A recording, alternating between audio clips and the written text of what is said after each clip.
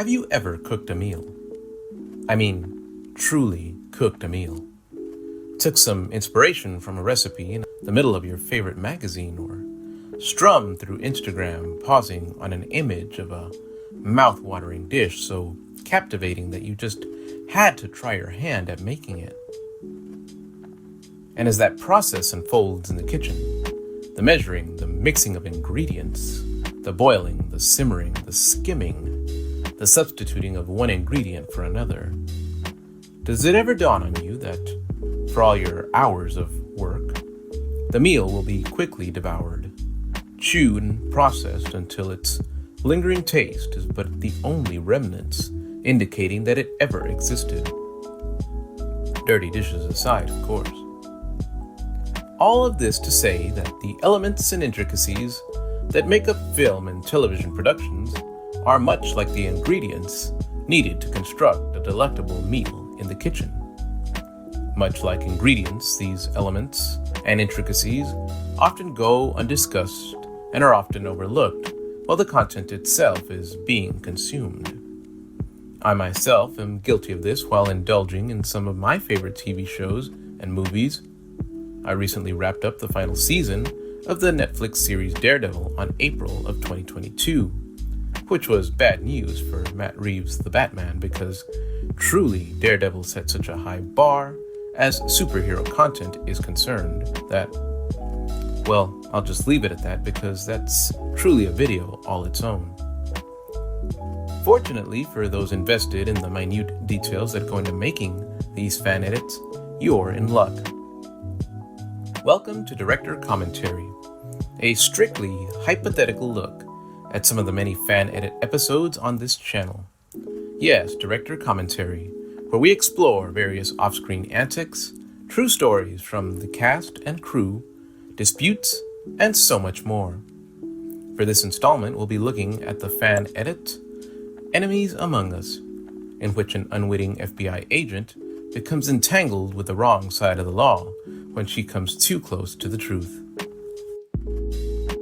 As with substituting ingredients in a recipe to satisfy a picky guest, or substituting simply because an ingredient isn't at your disposal, so too does the world of film and TV deal with having to substitute or recast roles due to different circumstances surrounding an actor or actress. In some cases, money is what motivates. At other times, personal emergencies force them to abandon a project. Sometimes it's an appointment with death. Whichever it is, recasting has always been an issue with which film and TV productions have had to deal with. As it pertains to Enemies Among Us, even a partially vigilant viewer will notice that the character of Agent Jennifer Cho undergoes a change of actress midway through production. Don't remember? Let's take a quick look at the first scene with Agent Cho, played by Lucy Glass.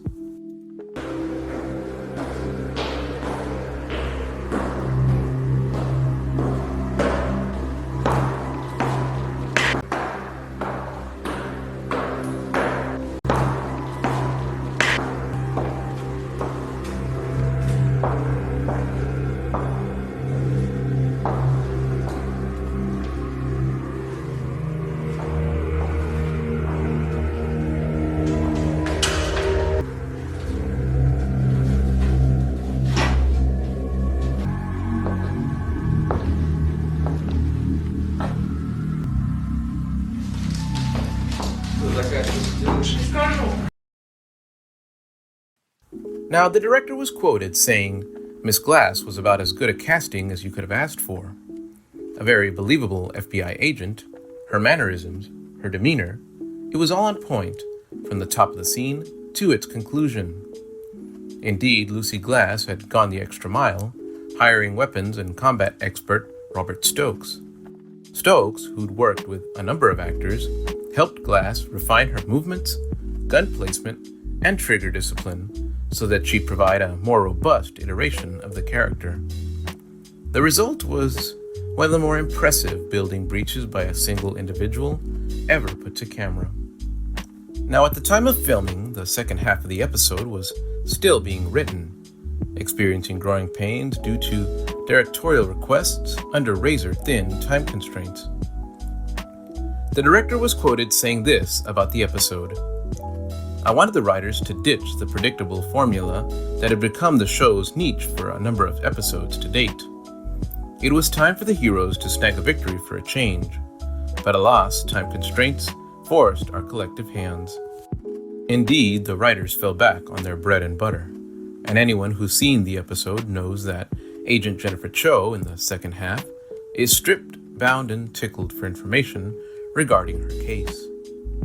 When questioned about incorporating tickling into the script, the director said, "With all the gore and violence in TV and film today, I felt tickling to be a more quirky, light-hearted substitute, vaguely in line with the campiness of the old 60s Adam West program." And while most were on board with the direction of the writing, Lucy Glass, upon receiving her copy of the script, was not thrilled, calling it ludicrous, ridiculous, and demeaning.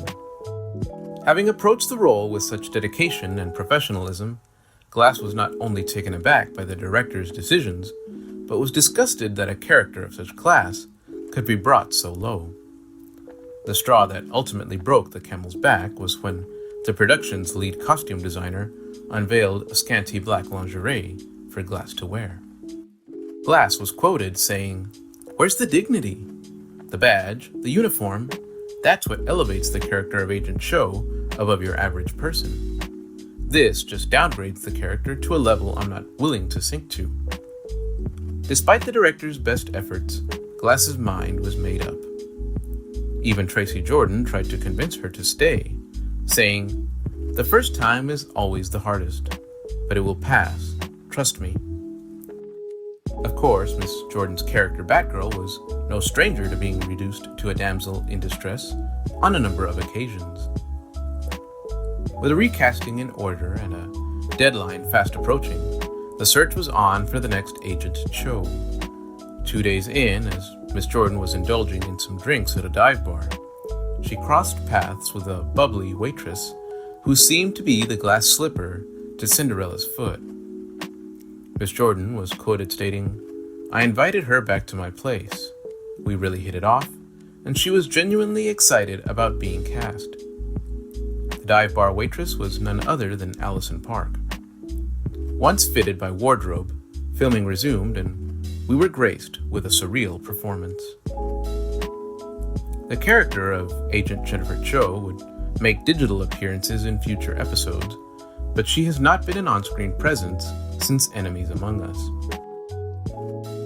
As is often said by many in the business, the whole is greater than the sum of its parts. However, we should take time to appreciate those parts, for without them, there would be no whole. And while these fan edits are clearly not the most elaborate or prestigious projects ever put to film, they're still not without complication and setbacks. It's been a pleasure illuminating some of these setbacks and complications with you on this segment. Until next time, this is Missouri 98, hoping you enjoyed these hypothetical scenarios and arbitrary details regarding the fan edits produced for this channel. Thanks for watching, and goodbye.